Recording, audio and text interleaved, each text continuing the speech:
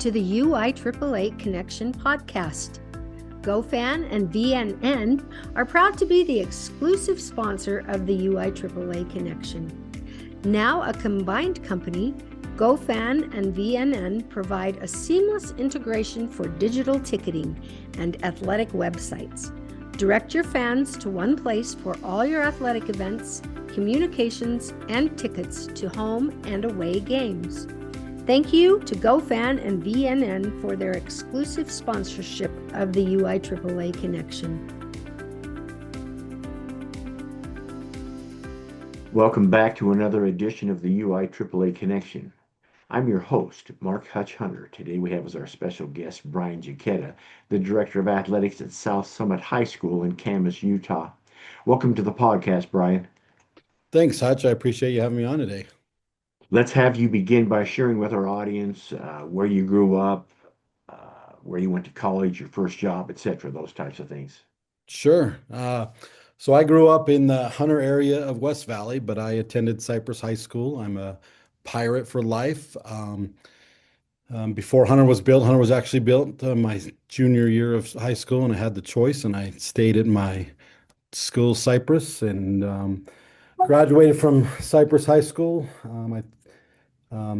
There I was a three-sport athlete. I played football, basketball, baseball, just football and baseball my upper class years. But and then it was a morning.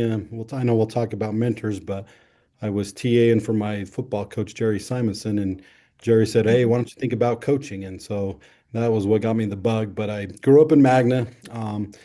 Didn't have a way to pay for college, so I joined the Army Reserves while I was still in high school. And this will become important to my story, but I spent a career in the reserves in the National Guard. Retired there just a couple of years ago, which is also part of my story that I think we'll get into. But yeah, married a girl from Kearns and have went to the University of Utah where I studied mathematics education and coaching. Coached football all through my studies and a lot of my years. Got a commission from the Army. Four kids later, three of them are out of the house now. But yeah, I think that kind of sums up my upbringing. Went to school at Cyprus High School. So Let's have you talk about the youth sports in that Cyprus, Hunter, Taylorsville area. I mean, there's a ton of opportunity. So talk about maybe some stories from the your elementary, junior high years that you remember. sure. So I mean, as you know, in the Valley, the U Conference is a unique youth league because it makes you wear the colors of your high school that you live in while you're playing youth sports. So my parents are Cyprus grads, and I'm a proud Cyprus grad, and so playing in the Cyprus Youth League football specifically, kind of gave us that. And so to me, the sports change with the seasons. I mean, being a three-sport athlete, we played the Hunter Cyprus baseball area, which is still a pretty big league out there, just a youth league. Played all the way through. Played Kearns Rec basketball back in the day when before kind of junior jazz got big. It was the Salt Lake County Rec and it was Kearns Rec, I think, even before that. But yeah, we had a lot of opportunity, and most of the kids that I went to high school with were playing in those leagues. So that at that time, and I mean, you grew up with the kids that you played with, and they entered high school with you and played with you, and most of my close friends were also three-sport athletes that we would just play football, basketball, baseball, and in those rec leagues, you played against them because they were on some of the other teams, and not till all-stars did you get together. But no, there was a lot of opportunity there, and I think those were the good old days. And seeing my kids play now, it's more leagues and super leagues and clubs and stuff like that. So I think they Right. miss the opportunity there. But no, it was great growing up in that time. Let's have you talk about, and you mentioned this early on, some of the mentors and some of the leaders that you've had in your life that have made a big difference. Sure. So I mean, I had some great teachers, not just coaches, but I think back to Bob Jones was my history teacher for AP, and I was a pretty good student, and he gave me my first D in my whole life, and but he just taught with such passion and just such zeal for history, which I didn't care for at the time. I just remember that in the classroom. And then, of course, my coaches, Jerry Simonson was my football coach, and we had a great relationship where it was an interesting relationship. I TA'd for him during his prep period, so I know you're a former teacher, and that's kind of an interesting dynamic. But we ended Right. up a lot of conversations during that time, and I played free safety on defense, and he coordinated our defense in football, and I ended up calling defense because our middle linebacker couldn't see without his contacts on. And so we ended up with this great relationship, and that led to him asking me to consider coaching. I applied for the career teaching scholarship, and that's kind of how I ended up in the coaching realm. But then as I just coached, when Coach Syme retired from coaching, Coach Dave Peck came in. I worked with Dave Peck for 5 years, and Dave was just a great mentor and a great coach and a great man, and still talk to him to this day. And then when he went to Bingham, I went to Olympus and coached with Mike Miller. And Mike Miller is another great man that I coached with at both Olympus and at Riverton. And then just all the coaches that I've had the opportunity to work with have been good mentors. And I go with the attitude that I try to learn something from everybody and try to pick up something. And later in my years, last few years I've coached, I've become the old coach, and I try to mentor some of the young coaches, but I always try to pick something up from some of those young guys as well. But it's been amazing. And then in my military service, I've served with a lot of great people that I would consider mentors. The ones up here in South Summit, Colonel Adam Robinson, and just General Atack, who runs the mountain biking um, program here in the state, and just guys that I just would do anything for, and that would help mentor me and help make me a better person and better leader. I really just enjoyed all that. So there's plenty to go around, and but I look for opportunities for people to learn from everybody everywhere I've been. So. Perfect. Thank you for sharing that. Let me ask you a little bit of a personal question. Brian, what's your biggest failure or disappointment in life, and what did you learn from it? Yeah, yeah, that's always a hard one to really pin down, because I think we all go through stuff. But so I was the head football coach at Cyprus High School, my alma mater, from 2009 to 2011, and we were struggling to produce wins at that time. And I thought we had turned the corner, and then I was asked to not come back, or I was released of my coaching duties.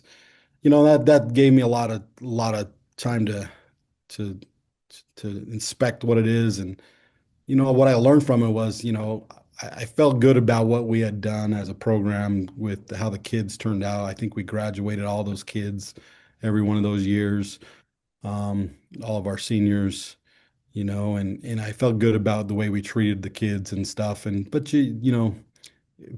getting fired from a job is hard. And so I had to look at myself and say, okay, and I tried to just say, okay, that doesn't represent me. That was just a brief period in time. And I tried to learn from it and tried to have an opportunity to have that be a growing experience. But, so I would probably put that in that category. Other than that, I mean, and that was a great opportunity as well. But other than that, I've had a blessed life. And so got to do a lot of cool stuff. And so I think more, there's a lot of successes in my life, but that's probably the one I would answer that question with. Perfect. Let me get a little bit more about your background now. So you were in the Army Reserve, I assume, the whole time that you were still teaching and coaching in high school, correct? Yeah, I mean, it's a little more complex than that. So I joined for the college benefits, and I stayed because it's a great team. I'll just tell you that right now, is being in the Army's being on, a world-class team. So yeah, I was in the reserve and the guard. And then I took I was a starving school teacher after my third year of teaching. It was my first year of teaching at Olympus High School. I was up there with Coach Mike Miller, and I decided I needed to get my master's degree. And so I took a volunteer assignment to Washington State. So I was stationed at Fort Lewis up there. I went up there, got my master's degree, spent 4 years on active duty, and then I came back, Then I got deployed during 2009 during the surge over in Iraq. And then I came back. And then after I actually got released from my coaching duties in Cyprus, I took a volunteer job here in the state. So I did that. I helped stand up our Homeland Response Force with the Utah National Guard for a few years. And I went back to teaching. And then I got deployed one more time to Kuwait in the Middle East in 2018. And then I came back, and then I finished my service just in 2023. So just a couple of years ago, where I finished my last assignment as a regimental commander of our training institute here in the state. So yeah, I mean, I have about 14 years of active service in all of that, with a lot of part-time service, with the other 17 or so years that I spent in the Guard and Reserve. So it kind of pulled me in and out of coaching quite a bit, but that's that people always ask me how come I never stayed anywhere really long, and that's the main reason is I was trying to answer that call as well. So you were not the weekend warrior. My older brother-in-law, uh, who worked for Safeway, I think he stayed in the reserves for 15, maybe 20 years. And back then it was just a weekend once a month, and you'd still go up. But obviously your service was more detailed than that. And so let me be more specific. So you've had how many years in education? And of course, you already talked about your 14 years active duty, and then Yeah, I mean that's a hard question to answer because a lot of my service actually got counted towards my retirement and towards my years with my districts and I mean if I were to put pen to paper, I think in the classroom it's been about 16 years.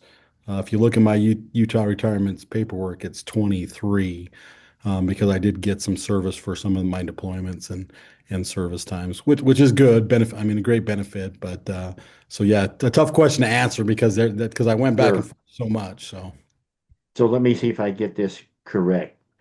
Began teaching at Cyprus, went to Olympus, went to Riverton. After yeah, Riverton, then so I when I came back from Washington State, I went to Riverton, and then I got deployed. And then when I got back from my deployments, when I became the head football coach at Cypress High School. And then after my period of Cyprus was done, I took a couple of years off of coaching. I coached my son's U conference team in Harriman. But then I came back. I was a year at Riverton again with Brent Hawkins. And then I went 2 years at Granger with Mike Morgan. And then then I got deployed again. And then I helped start the football program at Providence Hall. So I was on that first staff when they built their program. Did that for 2 years. Then Dave Peck called me, went to Bingham for a year, went back to Providence after Dave retired his second time. Then after 2 years of Providence, I coached sophomores last year up at Olympus, and then looking for something to maybe fill my nights. And so I decided that I wanted to maybe try being an athletic director. So so yeah, I've kind of been all around as well. There's been a lot of programs there. that's I've that's always taught in the fascinating. I've always taught in the Granite District, but I've coached at a lot of different places. So Okay, and that's I know Dave. I don't know him well. My son-in-law, Eric Kerr, knows him a lot better than I know him. sure. But you mentioned Hawkins, who you'll find this interesting, a former student of mine in Jordan High, Yep. I'm and actually aware. Yep. then Mike Morgan, who on occasion I used to play golf with quite a bit because he's good friends with Dan Cowan back from the West Jordan days. So we have quite a few connections, including the fact that I have a math minor from the University of Utah. So that's incredible. So now my question is, you have all of these experiences in the Granite District. You have all that great military service, and thank you for that, by the way. And so, do you commute to Camas or have you moved to Camas? No, so so you like I said, I told you were in for a wild ride, Hutch. But Yeah. so my former when I so when I was a battalion commander here in the state, I commanded an artillery battalion. My sergeant major, um, his wife is the director of human resources up here at South Summit School District. So she's been recruiting me because she has a hard time finding math teachers, as you'd understand. She's been Mm-hmm. recruiting me for years and years and years to come up. and she'll call me every time she has an opening, say, "You ready to come up and here?" And the answer was no, because I worked for a worldwide package delivery company in the morning, which I retired from in 2023 as well. And so I was working in the mornings before school, and I did that for 31 years. But then I retired from there, retired from the guard, and my middle son was a senior last year, graduated from Mountain Ridge Highs because we live in the Harriman area or lived in the Hmm. Harriman area. So only have one at home. And so when that AD job come up and she recruited me again and I applied and they selected me, we decided to move up. So we moved up to Samak, here in the Camas Valley, and I Right. have one son at school, and so we made the move and downsized our house because it was good timing for us. So I have three children out of the house and only one at home, and so yeah, it's been a kind of a full-fledged career uh, jump, but it's been good. So. Well, let me ask you this, and I realize you've only been an AD for a very short amount of time. So the question I usually ask is how much has changed since you started? But just in the year that you've been the AD, I realize a lot of people say it's like drinking from a fire hose, but have you seen changes or are you just still getting used to the whole thing? No, I mean, I'm trying to get into a rhythm, I would say. Here's the thing I would say to any new AD, and I know you asked that question, which you usually dovetail this into, but on what you would do for a new AD. What's been awesome is that the ADs, having been a coach for so long, coaches are competitive people, and coaches, want to beat you, and so they're a little guarded about Mhm. what they are. The athletic director community is not that way. They want to share, they want to help, they want to make sure you're successful. And so that's been the thing, is really lean on my region ADs, and region 15 have been awesome. They've helped me. I have questions, I call them up. I worked with Chris Shipman at Granger, so I call him from Right, Utah High School, and Jeremy Barlow and Bob Fratto, my baseball coach, was an AD forever, and I talked to Bob a right. lot.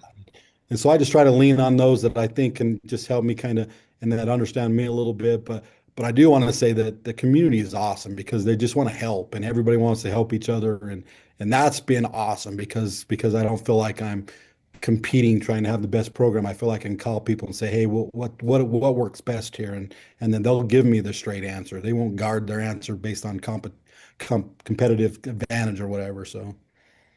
No, and I love your comment about that because it's so true that the athletic director community is different. They'll give you handbooks, they'll say, this is how we do it.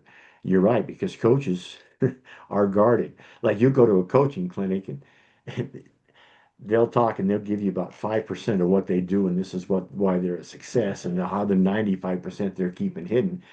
You go to an AD conference and they just lay it out and they help you. So thank you for Yeah. your comments on that. My next question then is you become the AD at South Summit. How do you learn of the UIAAA? How did you first learn? And then I believe you attended the conference last year in St. George. And I so did. then talk about your first conference because that was actually my first conference after 25 years of being the executive director. So roll all these into one answer. No, I just think my background with my military and educational services, I always enjoy training. I always enjoy learning. I think that's why I stay in the classroom. I'm in the classroom still now, and so I enjoy teaching, but I enjoy learning. And so I think I stumbled on the UIAAA accidentally. I think I was doing my own due diligence on what kind of resources there were out there to help me kind of put together a program. And I stumbled upon probably the NIAAA, and I saw the certification program, and then I happened to see the state conference's website, and I found the website, and I got hired in like February, and I Hmm.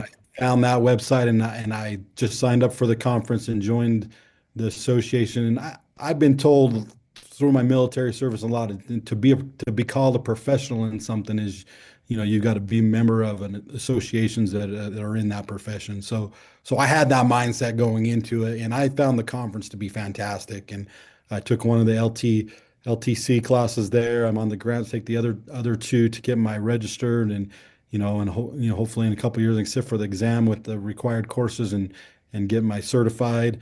But I just think that's the way to approach anything that you're not sure about is get some education and get some best practices and try to go from there. So that's kind of in my DNA, but I've enjoyed being a part of the association, and again, very helpful.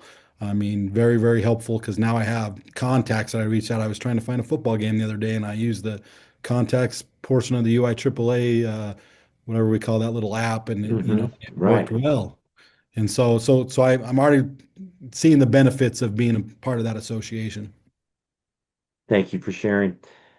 And share your observations about the athletic program at South Summit. And I ask you that because I don't ask this of everyone, but South Summit has a storied tradition of particularly basketball and football and a long history being a smaller school. So talk about that as maybe the new kid on the block and what it's like. Yeah, no, I think sometimes it's a little intimidating coming into a town where everybody knows each other. But, I didn't, it wasn't happenstance that I picked here. Like I mentioned before, one of my mentors works up here in South Summit School District, and one of my previous sergeant major's wives is the thing. But what is interesting is that I fell in love with small town football when I coached at Providence Hall. When we started that program, our first year, we had and I'd been coaching that would have been my 19th or 20th year. And out of our 10 games, we went to 9 places that I had never been before. And I'd Mm. coached varsity football for 20 years. And so I got to see some small towns and really fell in love with the atmosphere. And so then to answer your question, then coming up here is a little intimidating because everybody knows everybody. You're kind of the outsider, but it's been great because it is that small town feel. And I think here in our school, most of our athletes or most of our students are an athlete of something. Or, I wouldn't say all, but it's a higher percentage than it was in the Valley schools that I taught at.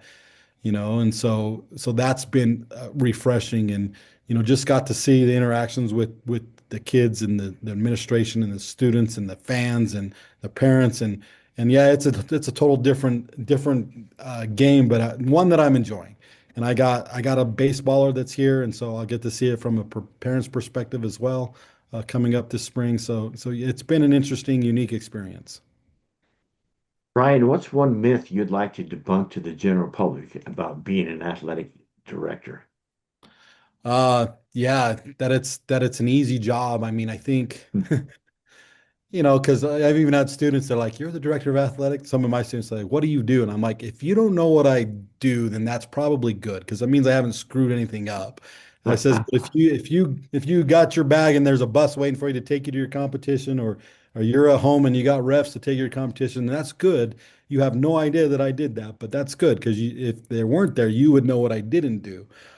So I just I wouldn't say it's thankless. I have a lot of people around me that are very supportive, but there's some long hours and it's not easy.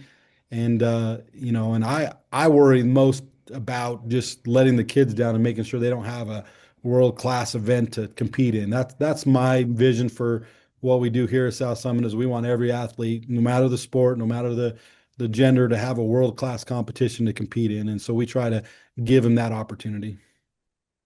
That's well said. What's the favorite part of your job? I interacting with the kids. Um, it's different than being a coach. You don't really have as much of a sphere of influence on the kids, but being in a small school, I still interact with kids. I have a candy jar in my office. I make sure they come in, we talk, and ask them about their games, whether it be volleyball or soccer or whatnot, football, and so I love interacting with the kids.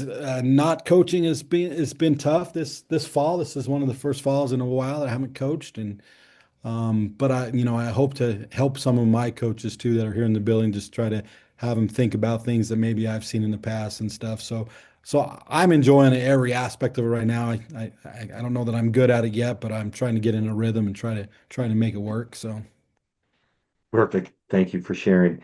Let's finish up with a couple of questions. The first, as you're familiar with, is what I ask every AD. And I realize you've only been on the job for about a year, but from your perspective, if you had two suggestions for a brand new athletic administrator, of which you're still one, and they had to follow Brian's two suggestions in order to become successful, what would your two suggestions be? Sure. The first one, as I mentioned earlier, is lean on the other ADs because it's not competitive. So let them help you because they want to help, and and that's the first thing is make sure that community you lean on them and get their expertise. And I think the second one that paid me some dividends when I was in the military is don't be afraid to say just to own up when you don't understand something.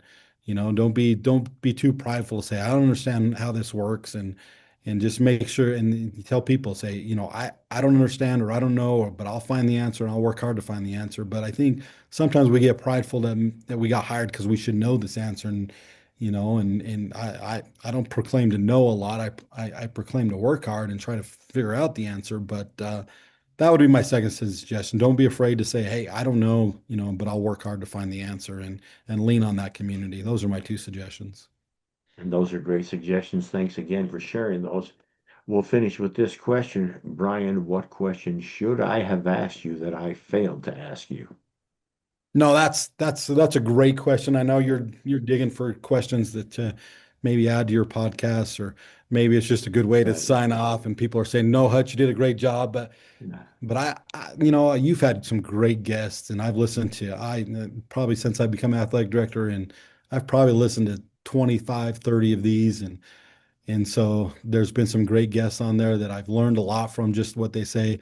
I want to know from everybody's perspective, the why athletics is still important in high school today. We have club sports, we have a lot of competition. I would want to know from everybody's seat, why are athletics important? And so to answer that question, for me, it's like because they're co-curricular. They help kids in school. They help, kids become confident in what they're doing and really take the uh, take the spotlight off themselves and put it on getting kids to care about something other than themselves is how I'd answer that question that you didn't ask me, but that I would have asked me if I were you. But so I just love to hear the whys. I mean, in education, they always say don't forget your why, but it's like, okay, why are athletics important? And I think I'd like to hear that from your guests. Perfect. Thank you so much for sharing that. And on that note, that wraps up this edition of the UIAAA Connection. Again, our special guest today has been Brian Jacketta, the Director of Athletics at South Summit High School in Camas, Utah. Brian, I can't thank you enough for being on the podcast. Thanks, Hutch. Appreciate it. Appreciate the opportunity. For our listeners, we hope you tune in again next week for another edition of the UIAAA Connection.